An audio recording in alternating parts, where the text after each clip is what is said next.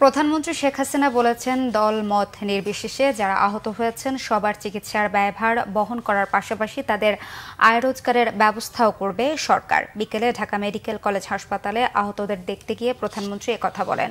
কোটা আন্দোলনকারীদের সব দাবি মেনে নেওয়ার পরও সহিংসতা জঙ্গিবাদকে উস্কে দিয়েছে কিনা প্রশ্ন প্রধানমন্ত্রীর। সরকার প্রধান বলেন, জঙ্গিবাদ জুলুমের হাত থেকে দেশের মানুষ যাতে মুক্তি পায় সেজন্য সব মানুষকে ঐক্যবদ্ধ হয়ে দুষ্কৃতিকারীদের খুঁজে বের করতে হবে। প্রধানমন্ত্রী আরও বলেন, জামাত, শিবির, বিএনপি, ছাত্রদলের কর্মীরা হামলা করেছে, এদের মধ্যে কোনো মনুষ্যত্ববোধ নেই, দেশের প্রতি কোনো দায়িত্ববোধ নেই। সরকারি অনেক প্রতিষ্ঠান ধ্বংস করে ফেলা হয়েছে বলেও মন্তব্য করেন প্রধানমন্ত্রী। আমি তো আমার সব হারাইছি, বাবা আমার ভাই সব হারাইছি। আমি তো জানি মানুষের হারানোর বেদনা কি, আমার থেকে আর কেউ বেশি চায় না। আমি চাচ্ছিলাম দেশের শান্তি থাকবে, দেশের মানুষের উন্নতি হবে, দেশের মানুষ সুন্দরভাবে বাঁচবে।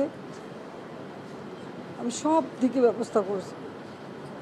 আর মনে হলো যেন মানুষের সেবা করার যা যা সবই নষ্ট করবে, সবই ধ্বংস করে দেবে, সবই পোড়াবে। এই জামাত, শিবির, বিএনপি, ছাত্রদল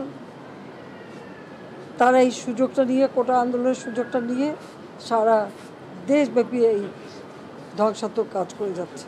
চিকিৎসার জন্য যা যা প্রয়োজন সরকার করে যাচ্ছে এবং করবে। চিকিৎসা শেষে তাদেরকে অন্তত তাদের আয় রুজির ব্যবস্থা যাতে হয় সেটাও আমরা করব।